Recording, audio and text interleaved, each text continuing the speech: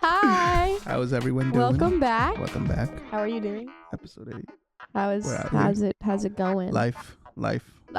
8 episodes. 8 episodes. We should have like a 10th episode anniversary or something That would be like so that. fun. Or should we wait till 100? Are we gonna have 100 episodes? How long is that? That's a long time. That's a long I think that's like a time. whole year. That is because it's like 52 weeks of the year, and then if you do 2, Yeah. that would be like a year. That would be That's like crazy. a year. Well, we will if we do end up going a year. Or we Which I can hope probably we do do. 50. Go ahead, do 50. Oh, 50 would be a good 50 one. would be a good one. 50 and 100. Anyways, we have a very exciting episode for all of you. We are continuing our testimony series. And today, Felipe is going to share his testimony with everybody. Woo! Yay! Hello. Howdy. Did you say howdy? I did say howdy. That's I'm embarrassing. So sorry. Okay. Anyways, so let's just get right into it, I guess. I think we say that every episode. We do. Let's get Let's get into it. Felipe. Yes, ma'am. How did you become a Christian? Well, my life begins when I was born. No way. Sorry. Anyway, so how did I become a Christian? Well, I was raised in the church. My parents started going to church when I was still in. It's not a bassinet. It's a baby carrier. There's another name, but eventually someone will tell us what it's called. But anyway, my parents became Christians when I was about 3 months old, I believe. And I grew up in the church. I was that one kid that ran everywhere. According to my parents, I could not walk when I was younger. All I could do was just run, which is kind of funny. Anyway, that's a side note. Yeah, so I was born in the church. I was always at church. I think Thursdays was the only day that I wasn't at church, but it was like Wednesday night service, Friday night. I think Friday night was another service. Sunday was a service. Tuesday was prayer. I don't remember. I think Monday was a Bible study. But also I was also always either at the church or at a kind of like a Bible school. My parents actually, shout out to my parents, they're really smart. They actually have a degree in theology, both of them. And actually, one of them, my dad actually taught at the school that he got his theology degree on. It's so cool. They have like class rings. So they do? Yeah. So it's like gold and it's like oof. Anyway, that's not the point. The point is cool. I grew up around a lot of church growing up. And obviously, as any child that grew up in the church, you saw what God did, but never, it was all based on your parents' faith, right? And so I didn't really accept God into my life until on my 15th birthday. We got baptized at the Coronado Ocean? Somewhere in San Diego. Body of water, Coronado. Right for those who are from San Diego or know San Diego, there's a Coronado Bridge that goes into this area called Coronado, obviously. But it's a giant bridge and it's super tall and you can see everything. So that's where I got baptized. And and that was the moment that I decided to follow God in my own faith. And as a lot of people have experienced, at least a lot of people that I talk to have experienced, is as soon as they decide to try to get close to God or accept God into their life, something hard happens back to back. And so that's pretty much what happened to me is I decided to become a Christian, and then months later, I don't even remember exactly, but it was like right after it, that was when my grandma passed away. And I've talked about it a couple of times before, I think, in the podcast. And that still continues to be very traumatizing for me because it was just very traumatizing how everything evolved, and just like essentially like just seeing my grandma in our apartment just like laying there. She was very cold, extremely traumatizing as a 15-year-old. But anyway, but that was my beginning of journey with God. It was that, and I was extremely upset at God. Um, did not want to go to church. Did not want to do anything, um, anything God related, because I felt that He took something away from me that I loved. And years later, actually, was when I found out the reason as to why that happened to me, or why that was very traumatizing, and why I had to go through that. Because a lot of the times, um, God lets things happen uh, to be there for somebody else that goes through that. And so I was fortunate enough that even though I had to go through this, that was very traumatizing. Um, I helped somebody go through that years later after that. And so that was a big part of the beginning of my journey. Um, and honestly, and this is just me being completely transparent, is I don't remember a lot of my childhood. And I think a lot of that, I don't know exactly what it has to do with it. I should go to therapy, which I know that's what she's thinking when she just looked at me like that. But the one thing that I do remember uh, was how much God showed up for me and for our family. And in my life, there was always ups and downs, and I'm very thankful for my parents, because my parents were the reason why me and my siblings never like freaked out when stuff happened. Because, like, for example, when we used to own a restaurant, my parents used to own a restaurant, and yeah, They did? yeah, my parents used to own They've a done Mexican so restaurant. many things. Yeah, I know, but my parents used to own a Mexican restaurant, and it was very successful, and we were living the good life. We had a house, 2 cars, the classic like American dream. Had a business, cars, 2 cars, and then the 2008 market crash happened, and we literally lost everything, and we had to go back to Mexico. And as a child, you're just like, oh, we're moving. And my parents, I again extremely grateful, because I know it was very hard for them, but I know that they trusted God. And because they trusted God, that put peace in us as siblings, and as kids, I guess you could say. And so throughout that entire, and it's funny because it's years later when you realize all this, where you're like, whoa, like, that was crazy, because we went from having everything to having nothing to having more afterwards. But anyway, going back to my journey. um After that happened, and after I went through that the area of my life where I didn't want anything to do with God, didn't want anything to do with that, um I'm also very grateful for my youth pastor, Priscilla, and she was there for me throughout the entire thing.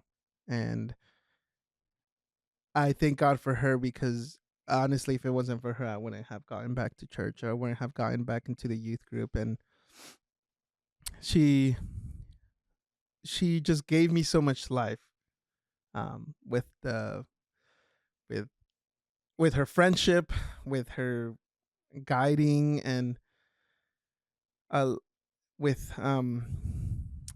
just everything. Because I I was not I was never like a sorry I was never like a person that would want to share what they were feeling, and I still am not. I'm extremely bad at sharing my thoughts. Not my thoughts. My What does that mean? Your feelings? My feelings. Yeah, yeah. I don't know why I said it, but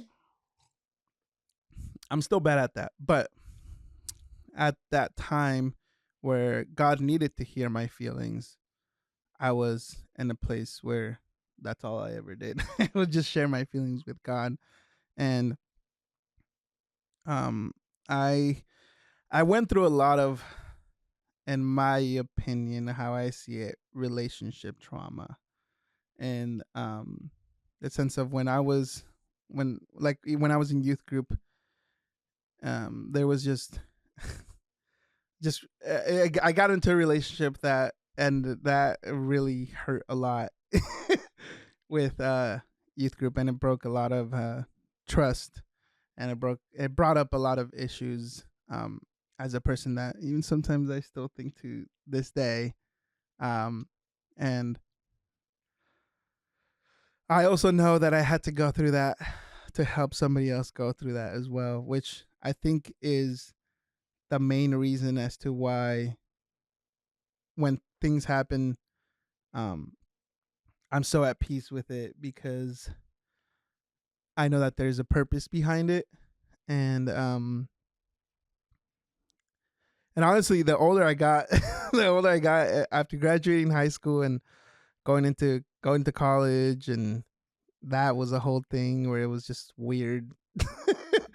um, where I left the college because I thought that I was like, you know what, I'm ready to do something by myself. I can do this, and instead of getting closer to God, I was stepping away from God.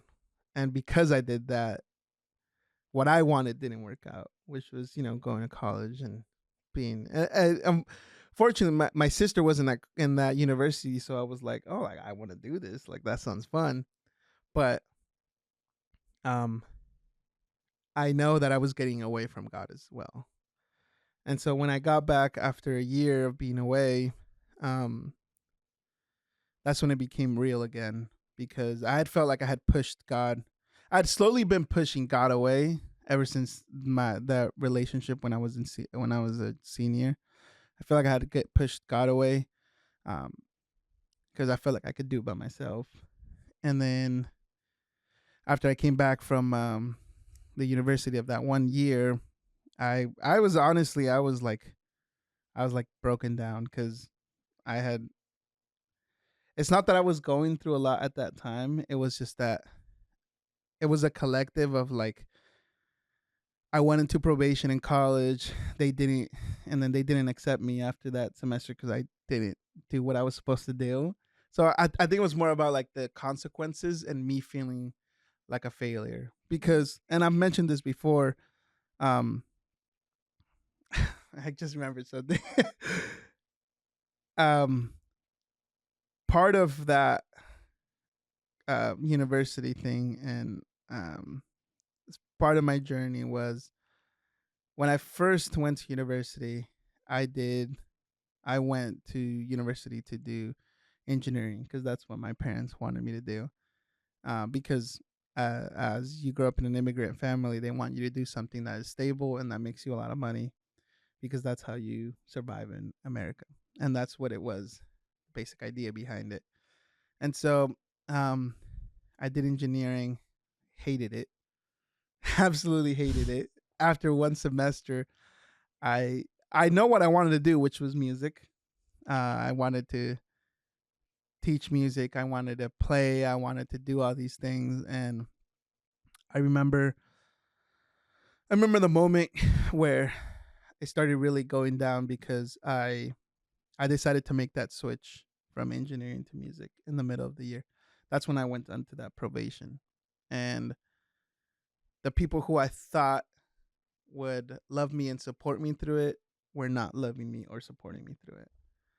And so because of that, that was a straw where I, you know, it was just terrible, because it's like these people that are supposed to meant to love me and support me, and I want to do this because I know this is something that God has called me to do, or this is something that I want to do, and it didn't end up happening. And so that was the straw that put me very far away from God, because I was like, God, these are the people that are supposed to be doing this and they're not. And um when I got back, I was in that mode of like, well, I'm giving up. Like, I'm just gonna do whatever, I guess. And again, um, my youth pastor Priscilla, she invited me to come back to the youth group and be a youth leader, which I had always been a natural leader in the youth. There's always that one Mm-hmm. guy or girl that's like a natural leader while they're in the youth group. That was me. And so Priscilla invited me to come back, and at the time I was like, whatever, sure. But that changed my life because that I grew so much in that period of time from 2017 all the way to 2020 where I was involved at that church. Um, because Priscilla Priscilla was pretty much my mentor, and we would talk a lot, and I would bring up so many things to her, and she would share so many things, and I would share so many things, and it was just like building each other, and not only like in a personal way, but also in our relationship with God. And I think that was what was most important, because I was ready to just be like, well, whatever, like whatever comes is whatever. Mm. I felt before I felt like a disappointment. I felt like somebody who was not worthy of doing what they loved and somebody who does not deserve that. And so Priscilla helped me, and God obviously they both helped me to see it in a different way of like what is truth in our identity with God. Like um and so that was an amazing period of time where I got not only got closer to God, um, but I grew in my relationship with God because I was learning to trust in Him, to rely on Him, and yeah, and then I mean then COVID happened. Yeah. that was that was interesting. Yeah. Because that's when my life shifted around as well, and and it's funny because well, not funny, but so when I was in high school, you know, there was like relationship trauma of trust issues and being cheated on and just that sort of trauma. And before COVID, it was like end of 2019, I was in a relationship and it was the same exact thing. It was cheating, there was betrayal, and but I will say that it was different that time because the first time it happened, I was just like,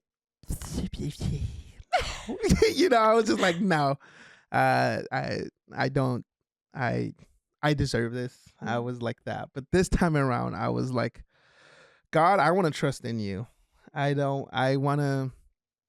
I know people are not perfect, and I know people make mistakes, but also I need to realize to not put as much trust in people as I put in you, because that's what was happening. I was putting too much trust in people, and then instead of God. So I moved here in 2020, and then, uh, yeah, I mean, started going to real life, and I think I'm sure I've talked about this before too, where growing up and through my entire childhood and early young adulthood, there you go. I was involved in worship, and that's all I did every single Sunday is worship, and when I got here, in my eyes, apart from the whole relationship thing going on, part of that, I felt like my worth was in what I did, like worship.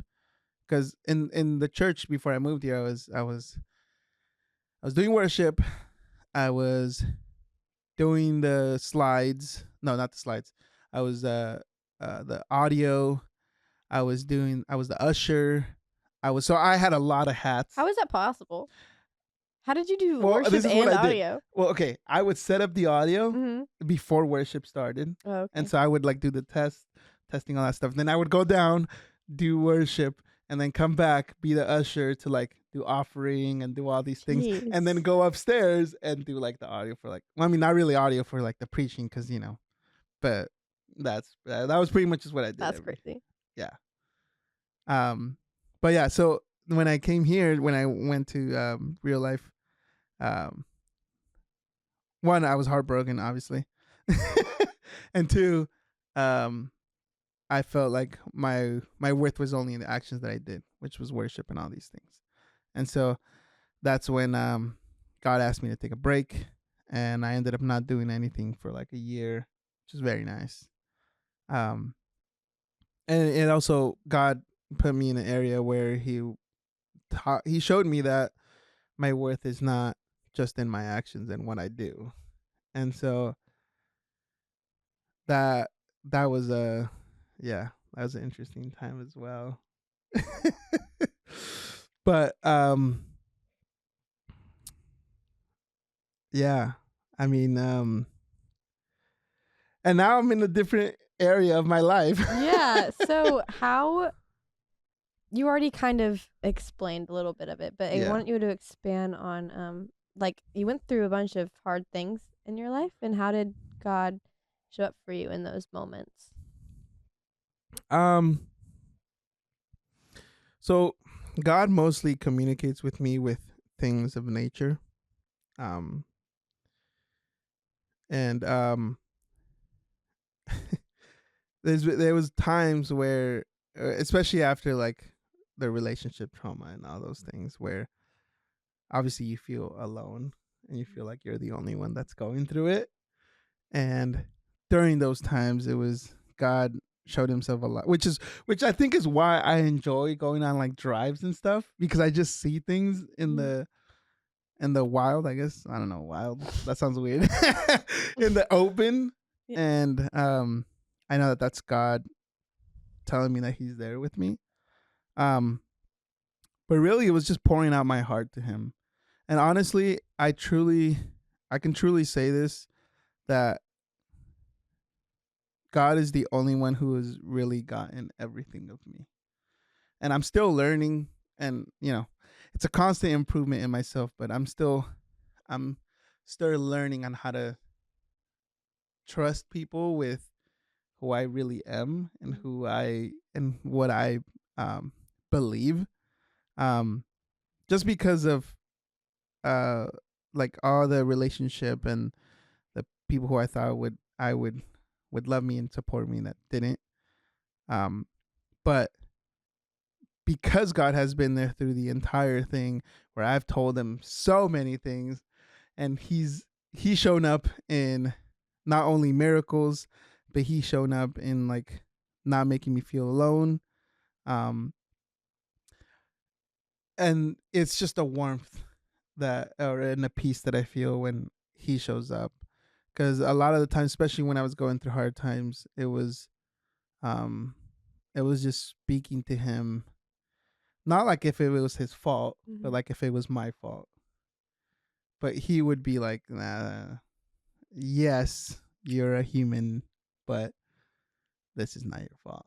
And so I think a lot of the way he talked to me a lot in that sense.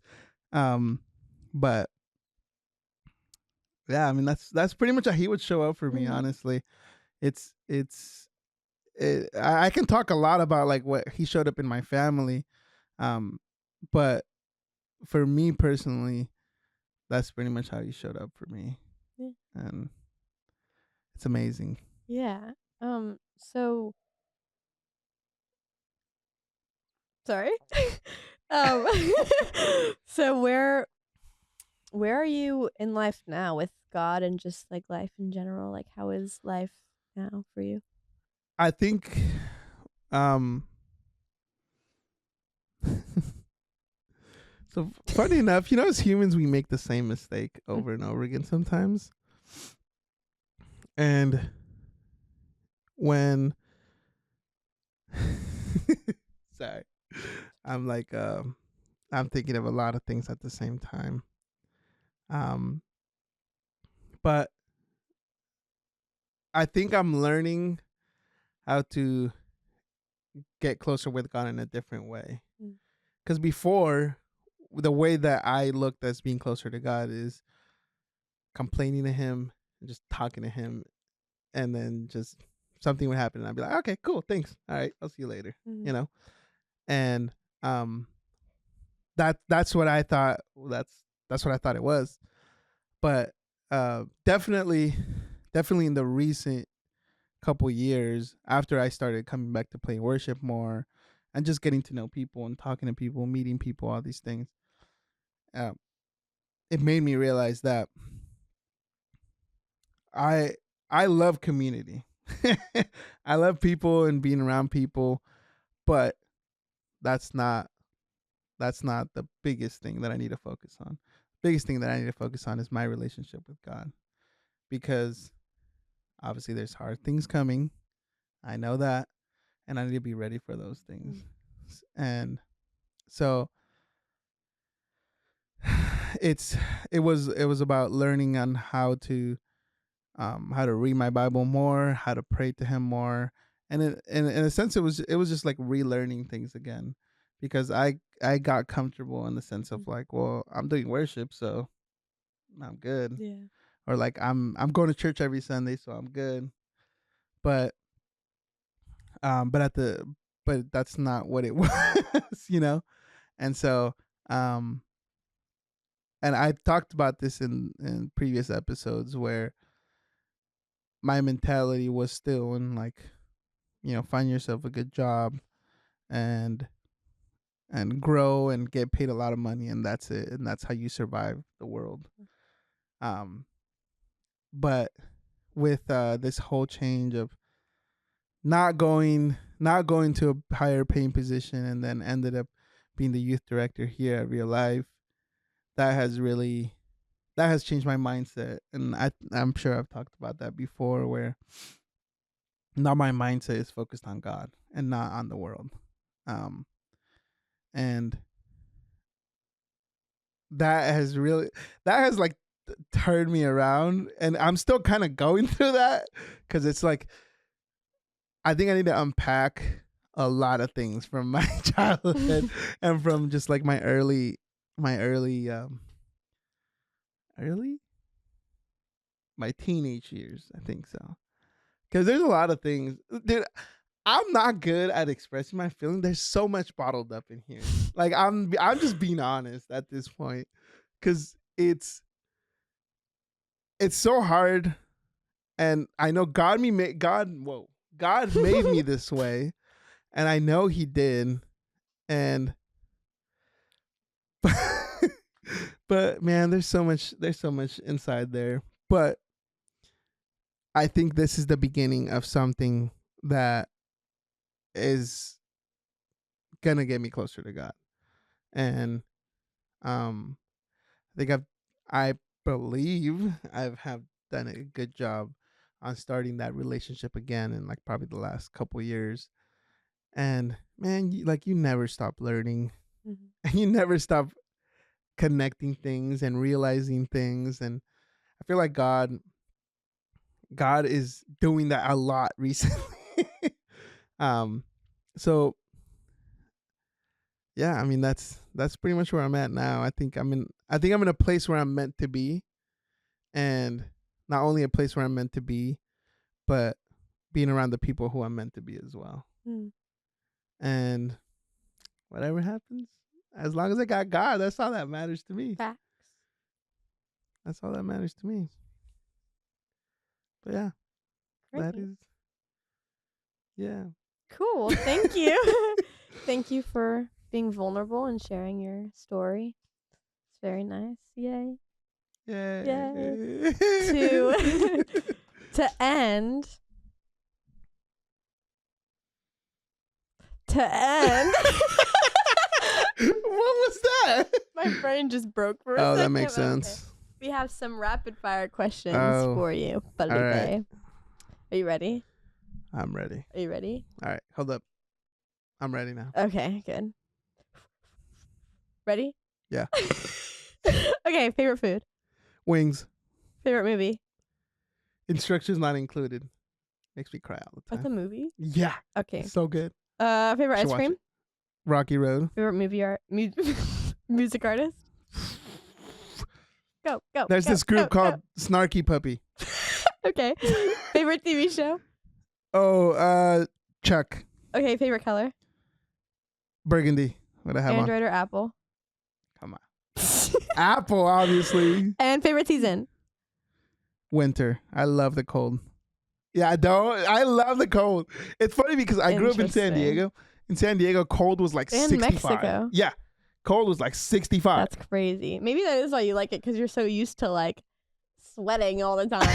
Yeah, that's probably like why. Hot weather. Yeah, it was like that. Cold weather, and people were wearing like coats and everything at like 65. That's insane. And then here, 65 here is like the it's like fall, spot. I think. Yeah, I know. Yeah, well, once it's 60, it's like Oh, it's like the transition to fall, because fall is like 50, 60-ish. Yeah.